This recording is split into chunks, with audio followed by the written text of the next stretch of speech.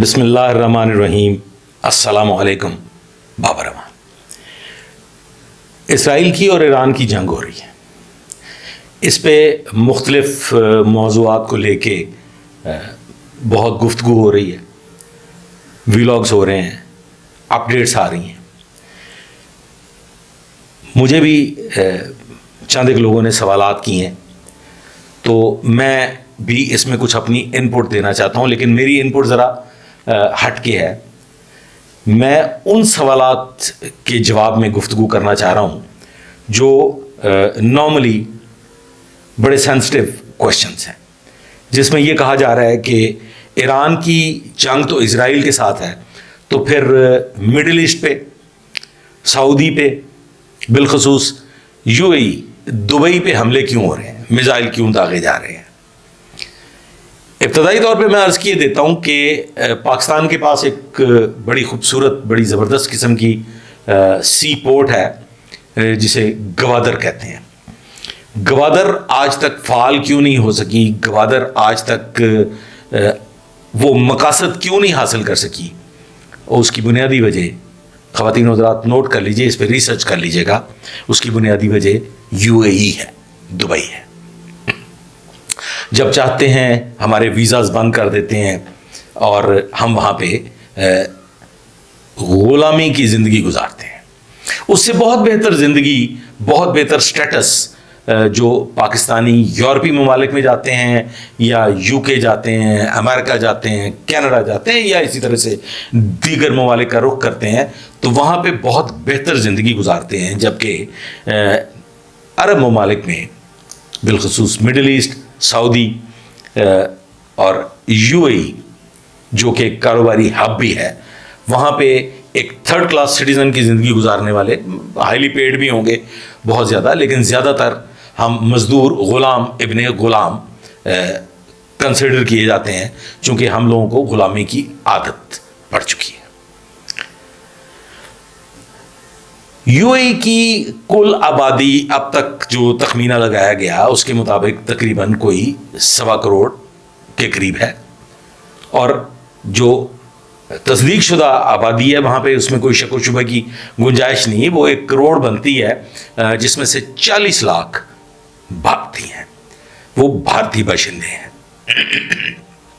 भारत की यूएई में बेतहाशा इन्वेस्टमेंट है। अब ईरान के पास कुछ नहीं बचा। ईरान ऑलमोस्ट कोई तकरीबन 60 से 65 हज़ार लोग लुकमा अजल बन चुके हैं। उनकी तनसीबात पे भी हमले हो रहे हैं, उनके ऑयल रिफाइनरीज पे हमले हो रहे हैं। तो फिर ईरान जितने भी हमले उसके मुकाबिल कर रहा है, वो कोई ऐसे हवाई हमले नहीं है। बड़े सोच विचार के बाद, बड़े गौर व फिक्र के बाद, और बड़े टारगेटेड हदफ जो हैं वो ईरान की जानिब से दागे जा रहे हैं, जिसमें अगर टोटल मिडिल ईस्ट को ले लें और सऊदी को ले लें, तो इन तमाम हमलों में जो सबसे ज़्यादा टारगेट हुआ है, वो 50% जो हमले हैं वो यूएई, दुबई पे किए गए हैं। ख़वातीन और हज़रात, दुबई की तारीख़ कुछ इस तरह से है कि शेख राशिद अल मख्तूम ने कोई अब से 50 साल पहले एक ख्वाब देखा कि यूएई को, दुबई को इंटरनेशनल सिटी बनाना है, एक टूरिस्ट सिटी बनाना है, जिसके लिए उन्होंने लाखों करोड़ों डॉलर्स खर्च किए, और फिर बिलाखिर ये तकरीबन 50 साल के अरसे में ये वर्ल्ड क्लास सिटी बन गई, और यूएई में तमाम कारोबारी मराकज़ कायम हो गए। ईरान की जानिब से मिडिल ईस्ट में जो हमले किए जा रहे हैं, उसमें कतर पे भी और दीगर ममालिक पे भी और सऊदी पे भी, वो ऑयल रिफाइनरीज पे किए जा रहे हैं, क्योंकि उनका इन्हिसार ऑयल रिफाइनरीज पे है। ईरान का जो नुक्ता नज़र है, ईरान का जो मकसद है, ईरान ये चाहता है कि जितनी हीट इन ममालिक को दी जाएगी, चूँकि यहाँ पे अमरीकी अड्डे भी हैं, अमरीका के साथ इनके बेहतरीन मरासम भी हैं, और अमरीका यहाँ पे राज करता है, और इनकी वजह से अमरीका राज कर रहा है। ये लोग अमरीका को तहफ़ भी देते हैं, और फिर भारत इजराइल का एक बेहतरीन साथी है। इस जंग का और मिडिल ईस्ट पे हमलों का जितना भारी नुकसान भारत को हो रहा है शायद ही किसी दीगर मुल्क को हो रहा होगा। और यूएई में ऑयल रिफाइनरीज पे वो इन्हिसार नहीं करते, वो लोग इन्हिसार करते हैं ट्रेड पे। और ट्रेड में उनके देखें, दुबई जो है वो कोई पैदावारी मुल्क नहीं है, वहाँ पे कुछ भी मतलब ना तो वो मैन्युफैक्चरिंग करते हैं ना ही वहाँ पे कोई पैदावार होती है, वो लोग इंपोर्ट करते हैं और फिर एक्सपोर्ट होती है। जैसे अगर आप सोने को ले लें तो गोल्ड की सबसे बड़ी मार्केट जो है वो यूएई है और अफ्रीका से सोना वहाँ आता है और उसकी बड़ी मिकदार वो भारत को जाती है और दीगर ममालिक को भी वहाँ से ट्रांसपोर्ट होती है। इसी तरह से जापान की, जर्मनी की, अमेरिकी गाड़ियाँ जो हैं उनकी मार्केट भी यूएई है। यूएई एक इंपोर्ट का बहुत बड़ा हब है और फिर वहीं से आगे एक्सपोर्ट होती है, जिसमें दुनिया भर की तमाम तर अशिया जो है, इलेक्ट्रॉनिक्स भी उसमें शामिल हैं और दीगर, ये यूएई बेस्ड है। और यूएई का जो इन्हिसार है वो इन्हीं अजनास पे है। दुनिया के तमाम बड़े बैंक ट्रेडिंग की वजह से यूएई में है। फिर उसके अलावा अगर आप प्रॉपर्टी के हवाले से बात करें तो प्रॉपर्टी का एक बहुत बड़ा हब जो है वो यूएई है। ट्रांसपोर्ट के हवाले से बात करें तो एमिरेट्स दुबई की सबसे बड़ी एयरलाइन है, number 1 airline of the world कहलाती है। और 2025 में ट्रांसपोर्ट के हवाले से अगर बात करें तो 9.5 करोड़ लोग इन आउट हुए हैं एमिरेट्स के जरिए यूएई से। अब ईरान ने क्या किया है, ईरान ने कमर तोड़ी यूएई की। उसमें जो हदफ है वो बुनियादी तौर पे सिर्फ मिडिल ईस्ट नहीं है, बल्कि मिडिल ईस्ट से जुड़े हुए दीगर ममालिक भी हैं, क्योंकि हीट पहुंचाने के लिए यूएई पर टारगेट इंतहाई ज़रूरी था। चूंकि ट्रेडिंग का बड़ा हब है, लिहाजा जो पोर्ट है वहाँ की उस पे उसको टारगेट किया गया और यूएई की जो बड़ी पोर्ट है वो बंद हो गई। इसी तरह से अगर ट्रांसपोर्ट के हवाले से बात की जाए तो ट्रांसपोर्ट जो एमिरेट्स एयरलाइन है 97% जो तैयारे हैं वो उनके ग्राउंड हो चुके हैं और वहाँ पे कतई तौर पे जो उनकी एयरलाइन है वो डेड हो चुकी है ऑलमोस्ट। और इसी तरह से अगर बैंकिंग के हवाले से बात की जाए तो ईरान माहिर है साइबर अटैक में। हैकर्स की एक बहुत काबिल जो तादाद है वो ईरान में पाई जाती है। तो फिर बैंकिंग के निज़ाम को तबाह बर्बाद करने के लिए साइबर अटैक्स किए गए। और इसी तरह से अगर प्रॉपर्टी के हवाले से बात की जाए तो फिर ईरान ने जो बुर्ज अल खलीफा और इसी तरह से और जो वहाँ के बड़ी बड़ी इमारतें, अच्छा बुर्ज अल खलीफा के हवाले से मैं बात कर लूँ तो वहाँ पे टोटल 900 के करीब जो है वो रेजिडेंट्स हैं, जिसमें से ऑलमोस्ट कोई 200 के करीब भारतीय हैं और बाकी मिला जुला रुझान है। भारत को रेमिटेंस जो 40 लाख लोग बाकी 60 लाख और दीगर ममालिक के हैं, तो 40 लाख लोग जो भारत को रेमिटेंस जाती है वो ऑलमोस्ट ब्लॉक हो गई, बंद हो गई। तो इस हवाले से भारत को गोल्ड इंडस्ट्री, वहाँ की प्रॉपर्टी में जो इन्वेस्टमेंट्स थी और इसके अलावा वहाँ 40 लाख लोग जो आबाद हैं उस हवाले से भी भारत को बहुत भारी नुकसान उठाना पड़ा। भारत ने 2025 में तकरीबन 95,000 करोड़ रुपए की प्रॉपर्टी बाय की है यूएई में।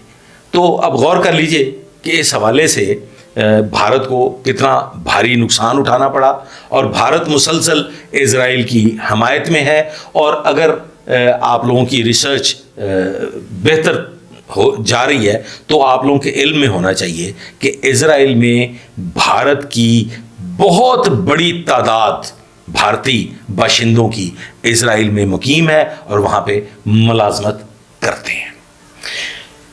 इस हालिया जंग में ईरान ने मिडिल ईस्ट के तकरीबन قطر سمیت تمام ممالک اور پھر سعودی اور پھر بالخصوص 50% تمام تر اٹیکس کا یو ای پہ ٹارگٹ رہا، تو اس حوالے سے یو ای نے یو ای کو اور پوری دنیا کو ایران نے خوف زدہ کر دیا ہے۔ پراپرٹی ٹائکونز خوف زدہ ہو چکے ہیں، بینکنگ سیکٹر جو ہے وہ وہاں سے موو کرنے کی کوشش میں ہے، اور اسی طرح سے ٹرانسپورٹ تباہ و برباد ہو گئی، ٹریڈ تباہ و برباد ہو گئی۔ اگر یہ جنگ جلد ختم نہیں ہوتی، مینز کہ اگر یہ جنگ اسی ہفتے میں کنکلوڈ نہیں ہوتی، جیسا کہ آپ نے سنا ہوگا، آپ کے علم میں آ چکا ہوگا کہ امریکہ نے ایک میٹھی گولی دینے کی کوشش کی کہ ایران جزوی طور پر چند شرائط کو کے پیش نظر ایران کا تیل جو ہے وہ فروخت کیا جا سکتا ہے،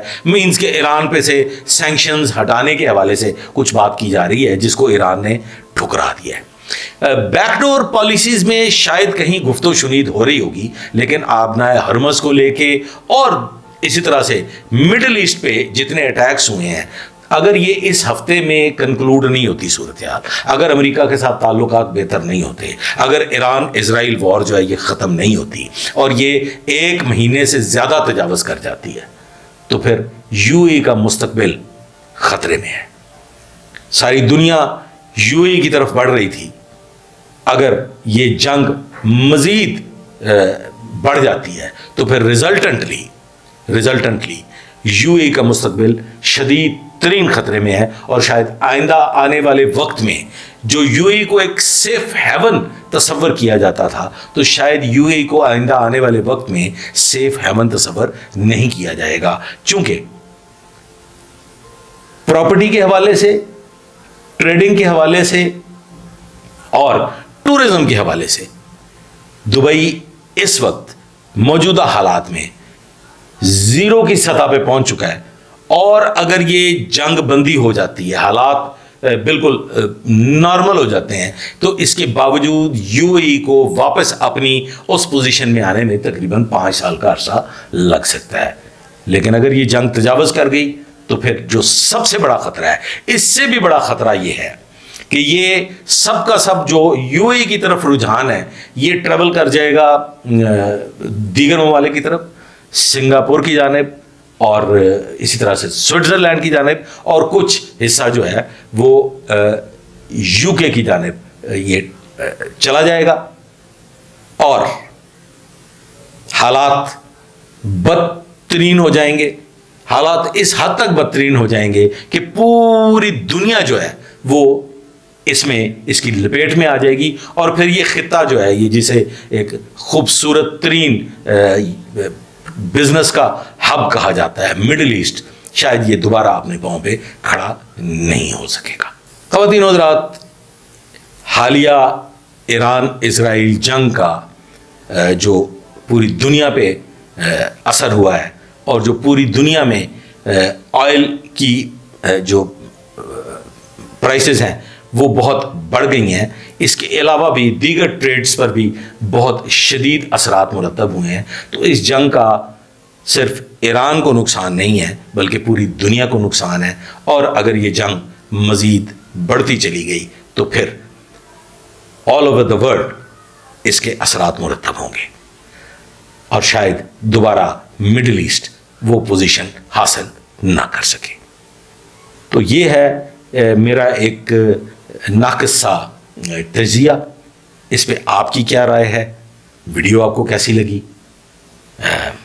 آپ نے اگر توجہ کی اور میں نے آپ تک کوئی بات مثبت انداز میں پہنچا دی ہے تو ویڈیو کو لائک کیجیے گا، چینل کو سبسکرائب کیجیے گا، دعا میں یاد رکھیے گا۔ Thank you.